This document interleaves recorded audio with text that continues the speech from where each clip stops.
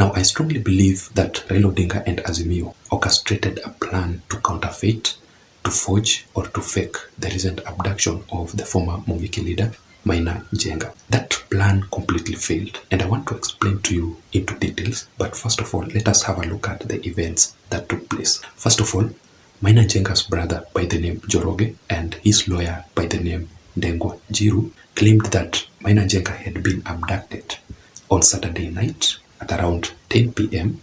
by unknown people in Kiambu area, whereby he was going to visit his friends. These abductors were actually in a Subaru. That Subaru had a South Sudan number plate, and that is why Maina Njenga's family went to different police stations to try if they can locate or they can track a vehicle with that kind of a number plate. But they found out that that number plate or that vehicle had never been booked in any police station before. Therefore, Azimio La Umoja Alliance released a statement. Let me just read for you a section of that statement from Azimio, which says that Azimio statement on abduction of Maina Njenga, September 17th, 2023. We are here to join and stand in solidarity with Mr. Maina Njenga, who was abducted yesterday and whose whereabouts remain unknown. We strongly condemn the gang-style abduction of Mr. Njenga and his persecution without any charge being preferred against him. His family is being kept in the dark regarding his whereabouts. Proceeds to say, the abductors were driving Subarus, armed and hooded. It is highly likely that they were part of the Special Support Unit, known for terrorizing Kenyans during the protests. The SSU is evidently still active and determined to intimidate and harm Kenyans. The last part says, Maina Njenga's abduction is also part of the ongoing targeting and intimidations of the opposition leaders by Kenya Kwanza. It is deliberate attempt to distract Kenyans from the pressing issues such as the rising cost of living and fuel, and food. A few hours after Azimio La Umoja Alliance had released that statement, Maina Njenga was released, or rather dumped, by his kidnappers at Limuru area at around 10 p.m. But the reason as to why I strongly believe that the Azimio orchestrated this plan to fake the abduction is this. First of all, in the police stations whereby the family of Maina Njenga claimed to have gone to track this vehicle with that particular number plate, in the OB, the police have claimed that they never went to the police station to report the matter. Secondly, ladies and gentlemen, there is no evidence. There were no witnesses to explain the occurrence of the events that took place on Maina Njenga's abduction. There is no evidence to prove. Also, ladies and gentlemen, when you listen to what Maina Njenga was talking about when he was released. Kwa sababu tuliposhikwa kupelekwa police station, tulifungwa vizuri sana uso. Gari ikaenda kama masaa mawili, alafu ikachenjiwa zingine, tunachenjiwa kama umefungwa tu na hujui unaenda wapi wala umesimama wapi, ama pale unaenda kwa nyumba gani. Ukifika kwa hiyo nyumba tena unaambiwa unapanda kwa step, unapanda ghorofa 1, 2, 3 karibu ya 6 huko juu, ndio unapata pale watu unaambiwa kaa hapa, hata hujui kiti ni wapi kwa sababu uani. Alafu ile kanyumba unaenda unakuta iko kana mattress. Hiyo mattress unakuta nyumba iko na giza, unakaa kwa giza. Hiyo ni tocha ya hali ya juu sana.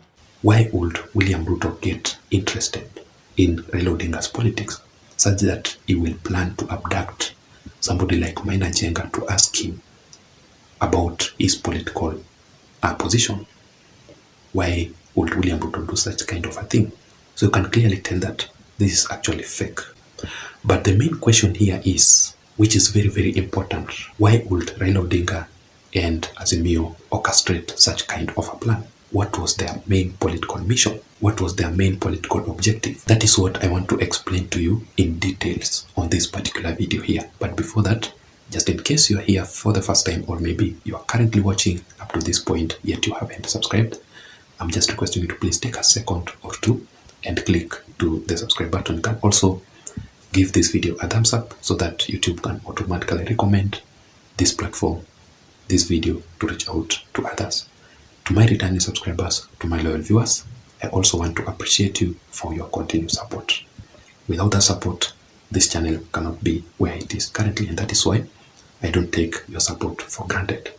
If you also want to automatically receive the notifications updates from YouTube itself, immediately I post a video on this channel, just press the notification bell. Now let us go straight into the details of this video. In my considered opinion, the reason as to why Raila Odinga orchestrated this kind of a plan, which completely failed. Raila and Azimio are seeking sympathy from the public, from Kenyans. They want to portray William Ruto's government as if it is targeting them.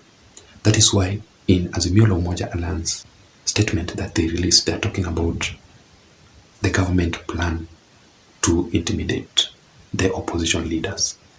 And secondly, ladies and gentlemen, I just want you to realize that all this occurrence of events took place after President William Ruto's 1 year in office rating. Raila Odinga released a statement giving William Ruto a mean score of D- in his 1 year as the president. So what is their mission here? They want to tarnish William Ruto's government as a failed government, just like the one of Uhuru Muigai Kenyatta. You know, all these kind of events that are taking place are the same issues that took place during Uhuru Kenyatta's regime. In Uhuru Kenyatta's administration, there was this abduction issues that took place. If you can still remember also, Dennis Itumbi was abducted by unknown people. He was tortured and dumped. So Raila Odinga wants to bring out this kind of issues to portray William Ruto as a failed government, just like the former Jubilee administration. Let us wait and see how things will turn out to be. And finally, ladies and gentlemen, it was an orchestrated plan which failed by Azimio to ensure Maina Njenga skips his court hearing. So Maina Njenga had a court session at the Makadara Law Courts, whereby he was also charged with possession of rungus and weapons. So Raila Odinga actually wanted these issues of abduction to take place so that Maina Njenga can skip the court hearing. But that plan completely failed. Do you believe that Maina Njenga's abduction was also counterfeit, just like what I believe? Let me know your thoughts, your opinions, or your views on the comment section below. Otherwise, I don't have much. Thank you so much for watching. Thank you so much for listening. Until next time, my name is Jason, but please don't forget to subscribe. Bye-bye.